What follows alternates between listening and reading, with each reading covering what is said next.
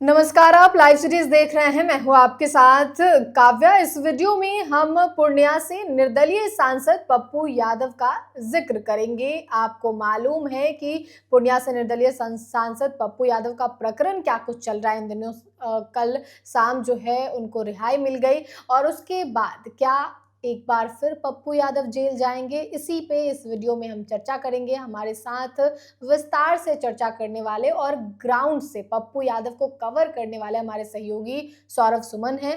सुमन, सबसे पहले हम ये जानेंगे कि पप्पू यादव का क्या मसला है, क्योंकि आप उनको डे वन से कवर कर रहे हैं, देख जी। रहे हैं, कोर्ट में भी आप जाते हैं, तो क्या कुछ हो रहा है इस मामले में? देखिए, पप्पू यादव को लेकर के जो सवाल चल रहे हैं काव्या कि क्या पप्पू यादव की फिर से गिरफ्तारी हो सकती है, हम्म। तो इस सवाल का जवाब आपको इस वीडियो के अंत तक मिल जाएगा। लेकिन सबसे पहले समझना होगा आपको कि पप्पू यादव आखिर ऐसा क्या हो गया। जो पप्पू यादव जब बाहर घूम रहे थे, बार बार पप्पू यादव कह रहे हैं कि स्क्वाड की हमें सुरक्षा मिलती है, हम कहीं भी जाते हैं तो हम पत्र निर्गत करके जाते हैं, हम सांसद हैं, तो हम कहीं फरार तो थे नहीं। तो ऐसा क्या हो गया कि पप्पू यादव की गिरफ्तारी हो गई थी और इसके बाद बेल तक का पहले प्रकरण समझना होगा। और ऐसा फिर ये चर्चाएं क्यों चल रही है कि पप्पू यादव की गिरफ्तारी फिर से हो सकती है। अब देखिए, सबसे पहले ये समझना होगा कि अभी जो पप्पू यादव की गिरफ्तारी हुई थी वो बीते शुक्रवार को रात में हुई थी। 6 फरवरी को। जी, 6 फरवरी को गर्दनी बाग का यह मामला था। गर्दनी बाग थाने में जो कांड संख्या आपको बता दें कि 552/95 यानी कि 1995 का केस है। 31 साल पुराना केस, जिसमें पप्पू यादव, उनके पिता और एक अन्य व्यक्ति हैं, उन पर जो है वह केस किया गया था। कहा गया था पप्पू यादव जो सांसद बन गए, सांसद बनने के बाद उन्होंने भाड़े पर रहने के लिए रूम लिया था, लेकिन उसमें वे पॉलिटिकल पार्टी चलाने लगे। जो भी बातें हो, उसमें धोखाधड़ी के रूप में जो है यह केस दर्ज किया गया। जी, आरोप लगा था, उस पर यह केस दर्ज किया गया था। इस मामले में क्या हुआ कि पप्पू यादव केस में उपस्थित भी होते थे। 1995 से यह केस चल रहा था, कोर्ट में उपस्थित होते थे, बिल पर थे पप्पू यादव। लेकिन क्या हुआ, इसी दौरान कोविड आ जाती है। कोविड के दौरान क्या होता है कि जिस रजिस्टर में ये सारी चीजें होती है, सारा डेटा होता है, वह कोर्ट रूम से वह रजिस्टर ही गायब हो जाता है, खो जाता है। बिल्कुल खो जाता है। और यह एक दिन की बात नहीं है, एक दिन के लिए नहीं खोता है। 2020 से 2024 तक यानी कि 4 साल तक कोर्ट रूम में रिकॉर्ड बुक ही नहीं रहता है। इसके बाद क्या हुआ कि पप्पू यादव आते थे, सुनवाई पर आते थे, तो कहा जाता था कि रिकॉर्ड रूम नहीं है, रिकॉर्ड बुक नहीं है, रिकॉर्ड बुक जो है नहीं मिल रहा है। इसके बाद होते होते क्या हुआ कि पप्पू यादव इस पूरे प्रकरण से फिर ध्यान ही हट गया कि जब जाते हैं और भी तो काम है, जाते हैं, रिकॉर्ड बुक नहीं है, तो मतलब जब रिकॉर्ड बुक आएगी तो ध्यान से निकल गया कि फिर सूचना आएगी। अब देखिए, यहाँ ये भी लोग के मन में ये सवाल उठता है कि वकील क्या कर रहे थे। लोगों के मन में लगता है कि वकीलों के अनुसार वकील जो बताते हैं कि रिकॉर्ड बुक 2024 में मिल गया, लेकिन इस केस में फिर क्या अपडेट होने लगा, इसके बारे में कहीं से भी कोई सूचना न तो पप्पू यादव कह रहे हैं कि मुझे मिली, प्राप्त हुई, न ही कहीं कोर्ट का कोई नोटिस वकील कह रहे कि मुझे मिला। तो क्या अगर कोई कार्रवाई हो रही थी, भीतर खाने में कुछ चल रहा था, तो इसके बारे में कहीं कुछ भी चर्चाएं नहीं थी। तो ये क्या हुआ कि बेल बॉन्ड फेल हो गया, इंटरनली बेल बॉन्ड फेल हो गया, चीजें चलती गई, कुर्की जब्ती तक का आदेश जो है वह पारित हो गया। लेकिन यहाँ एक और टर्म है, आदेश पारित हुआ था, आदेश निर्गत नहीं किया गया था।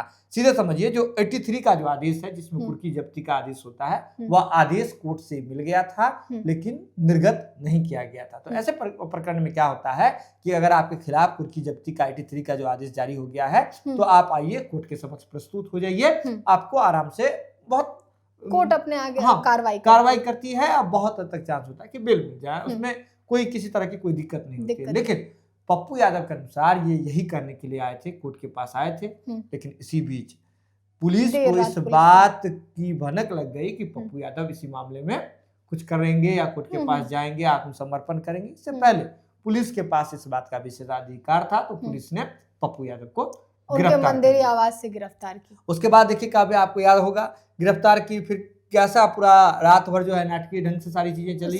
पप्पू यादव का आरोप है कि मेरे सर में चोट लग गया गिरफ्तारी के दौरान, उनकी तबीयत खराब हो गई, आईजीएमएस गए, रात भर आईजीएमएस रहते हैं, उन्हें वहां बेड नहीं मिलता है, सुबह सुबह पीएमसीएच आते हैं, पीएमसीएच के इमरजेंसी वार्ड में इलाज चल रहा होता है, उस दौरान उनके चेस्ट में हृदय संबंधी दिक्कतें आती है। उसका IGIC, Indira Gandhi institute of cardiology, जो कि पीएमसीएच परिसर के भीतर ही है, वहां जाते हैं, वहां उन्हें बताया जाता है। लेकिन फिर देखिए क्या होता है कि जब पुलिस आपको हिरासत मिलेगी तो 24 घंटे के अंतर्गत पुलिस को पेश करना है, कोर्ट में, मजिस्ट्रेट के सामने करना है।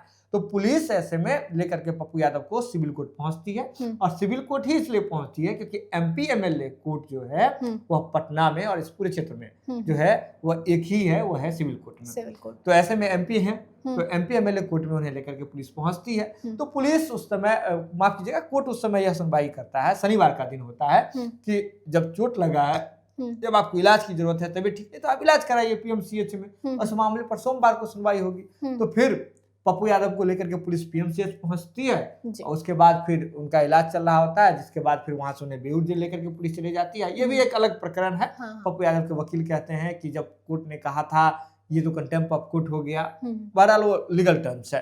लेकिन इस मामले में सोमवार को सुनवाई होनी थी पप्पू यादव के बेल पर, लेकिन सोमवार को एक अफवाह मिलती है कि जो सिविल कोर्ट है उड़ाने की धमकी, बम से उड़ा देंगे, जो इन दिनों काफी ज्यादा मिल बहुत रहा है। ज्यादा बिहार भर के कोर्ट को, अलग अलग जिलों के कोर्ट से जो है वो ईमेल आता है और कहा जाता है कि इतने बजे कोर्ट को उड़ा दिया जाएगा, बम लगा हुआ है, ये सारी चीजें तो आती हैं। तो इसी दौरान पप्पू यादव का मामला, और वो ऐसा वैसा नहीं था। LTTE जो कि श्रीलंका का इतना बड़ा संगठन, उग्रवादी संगठन है, इसके बाद जो ISI पाक अधिकृत कश्मीर, उसके नाम से मेल आता है। तो सोमवार को इस पूरे प्रकरण पर सुनवाई नहीं होती है। मंगलवार को पप्पू यादव की पेशी होती है, और 31 साल पुराने मामले में पहले ही बार में बेल मिल जाता है।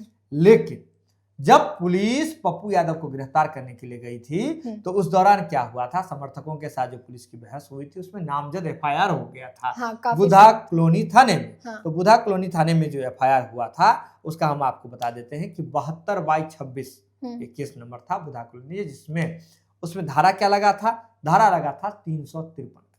कब ये समझना होगा, 353 वाला जो धारा होता है उसमें वकीलों के अनुसार कि जब ब्रिक बैटिंग, यानी कि जब ईंटा चल रहा हो, पत्थर चल रहा हो या उस तरह, तो वकीलों के अनुसार कि ये धारा 353 है वो उस समय लगाई जाती है। अच्छा। तो ऐसे में बुधा कॉलोनी वाले मामले में अब बेल तो मिल गया था, लेकिन पप्पू यादव बेऊर जेल में थे, तब उनको उस मामले में भी बेल लेना था, तभी वो बाहर निकलते। फिर पप्पू यादव क्या करते हैं, पप्पू यादव के प्रकरण पर ट्यूसडे को तो मंगलवार को बेल मिल गई, बुधवार को क्या हुआ, बेल पर सुनवाई होनी थी बुधा कॉलोनी मामले में। बुधवार को फिर क्या आ गया, कोर्ट को बम से उड़ाने के बुधवार को कोई सुनवाई नहीं हो सकी, सुरक्षा कारणों की वजह से दिक्कत, कोर्ट ही बंद कर दिया गया। फिर बृहस्पतिवार पर टाला गया, बृहस्पतिवार को भी यही कुछ हुआ, ऐसा ही हुआ, और 4 दिनों में 3 बार कोर्ट को, सिविल कोर्ट को बम से उड़ाने की धमकी मिल गई। हालांकि उस दिन, बृहस्पतिवार के दिन, सेकेंड हाफ में पप्पू यादव की पेशी हुई कोर्ट में। जब पेशी हुई पप्पू यादव की, तो उस समय तो आए थे बुधा कॉलोनी वाले मामले में बेल लेने के लिए, लेकिन उस दौरान पुलिस ने क्या किया कि 2 उन पर जो कोतवाली थाने के पुराने मामले थे, एक था 2017 का, जिसका कांड संख्या है, आपको बता दें कि 279/17, और दूसरा था 111, यानी कि 1113/19। ये दोनों कोतवाली थाने का मामला है, धरना प्रदर्शन के बाद हुआ था। और बड़ी बात यह है, चाहे बुधा कॉलोनी का मामला हो, चाहे कोतवाली थाने का मामला हो, सब में एक ही धारा लगा हुआ था, वो था 353, सरकारी काम में बाधा, वही जिसके बारे में वकील कह रहे थे कि स्टोन, वो ब्रिक बैटिंग वाली बात। लेकिन ये लग गया। फिर पप्पू यादव के अब तीनों मामले पर सुनवाई होनी थी। अच्छा। अगले दिन क्या हुआ, जब ये समय था शुक्रवार का, शुक्रवार के दिन पप्पू यादव की फिर इस मामले में पेशी हुई, तीनों मामले में। इस दौरान जो कोर्ट रूम के भीतर हुआ, वहीं से आपने जो सवाल किया था कि क्या पप्पू यादव को फिर से जेल हो सकती है, इस बात का जवाब मिल जाएगा। कोर्ट रूम के भीतर पप्पू यादव के वकील और पुलिस के जो वकील थे, उस दोनों के बीच में बहस हुई। किस बात पर बहस हुई, तो ये कहा गया कोर्ट की ओर से कि आप जो है, या पप्पू यादव के वकील की ओर से कहा गया कि हम सारे मामले में बेल चाहते हैं। तो जब आप 353 धारा लगा होता है, तो उस दौरान क्या होता है कि अगर कोई गैर सरकारी व्यक्ति, प्राइवेट व्यक्ति, जिससे धरना प्रदर्शन के दौरान जिससे कोई असुविधा उठानी पड़ी हो, उसका गाड़ी क्षतिग्रस्त कर दिया गया हो, ठीक है, या उसको खामियाजा भुगतना पड़ा हो, तब वो व्यक्ति अगर उपस्थित होता है, तब इस मामले में कार्रवाई होती है, बेल कार्रवाई रिजेक्ट होती हो है, जाता है। Bell reject. लेकिन ऐसा पुलिस की ओर से जो लाए गए थे लोग, उसमें से कोई एक भी व्यक्ति सदैव उपस्थित नहीं हो पाया जो कह रहा हो, चाहे हाँ, धरना प्रदर्शन के 2017 का मामला हो, 2019 का मामला हो, उस दौरान उन्हें कोई दिक्कत हुई, उनका गाड़ी तोड़ दिया गया, कुछ भी व्यवधान, ऐसा कोई आदमी नहीं है। तो इस मामले में उन्हें आराम से तीनों मामले में बेल मिल गई। लेकिन वहां पुलिस के वकील का कहना था कि पप्पू यादव के खिलाफ 76 ऐसे बिहार के अलग अलग थानों में मामले हैं। तो इस पर पप्पू यादव के वकीलों ने कहा कि हुजूर, हमारे नोन में मात्र 13 मामले हैं। यानी कि पप्पू यादव के वकील जानते हैं कि बस 13 मामले हैं, जिसमें से जमानती गैर जमानती सब मिलाकर वो कह रहे कि 4 मामले में हम पहले ही बेल ले चुके थे। 31 साल वाला जो बेल फंड, ये जो बेल बॉन्ड जो फेल हुआ था, इस पर भी हमको उस दिन बेल मिल गया। इसके बाद उस दिन यानी कि शुक्रवार के दिन आपको बता दें कि 3 मामले तो बुद्धा कॉलोनी, एक बुद्धा कॉलोनी, 2 कोतवाली, इसके अलावा पूर्णिया कोर्ट में भी जो मामला था तो उसको एक जगह यूनाइट करते हैं, पूर्णिया यहीं से सुनवाई हुई। लेकिन पूर्णिया कोर्ट वाले मामले में भी एक जो मामला था वहां जिसमें बेल चाहिए था, गैर जमानती था, तो वहां भी उस मामले में भी उनको बेल मिल गया। तो सीधे तौर पर समझिए कि पप्पू यादव के वकील के अनुसार उन्होंने कोर्ट को कहा कि मेरे खिलाफ 13 ही मामले हैं, और 13 मामले में जिसमें से जिसका बेल नहीं था उसे आपने बेल दे दिया, तो अब तो हम स्वतंत्र हैं। लेकिन पुलिस के अनुसार, पुलिस ने जो बात कही उस पर नजर ध्यान देना जरूरी है काव्या, कि पुलिस ने कहा कि पप्पू यादव के खिलाफ 76 मामले हैं। वकीलों ने कहा तो फिर तो ये तो आपका काम है कि सारे मामलों को यूनाइट करके लाइए।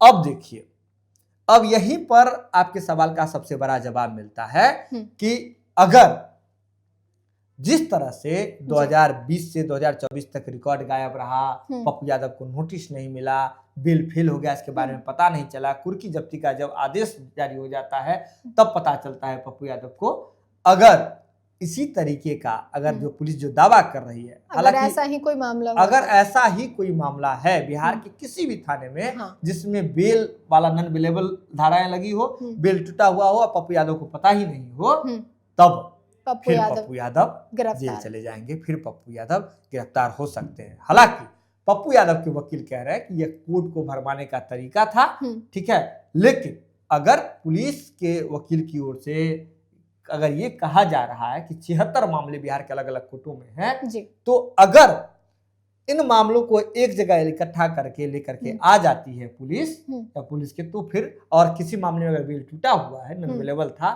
जो हो सकता है पप्पू यादव को नहीं पता हो या फिर उस पर सुनवाई नहीं हो रहा हो, साइलेंट हो केस, तब फिर पप्पू यादव को फिर से जेल जाना पड़ सकता है। पप्पू यादव की मुश्किलें बढ़ सकती है। भले ही इस मामले में सब लोग ये कह रहे हो, पप्पू यादव खुद कह रहे हो कि हमारे खिलाफ साजिश हुई, राजनीति हुआ, लेकिन राजनीति की बात अपनी जगह है। लेकिन कोर्ट पुलिस जो कुछ भी करती है उसमें कोर्ट तो होता है, नियम तो होता ही ना।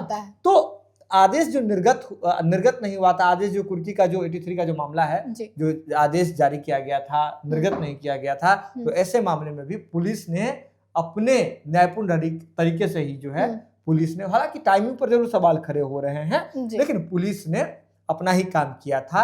और ऐसे अगर कोई मामले अगर निकल करके आते हैं तो पप्पू यादव क्या, बिहार का कोई भी व्यक्ति हो, उन्हें जेल जाना पड़ सकता है।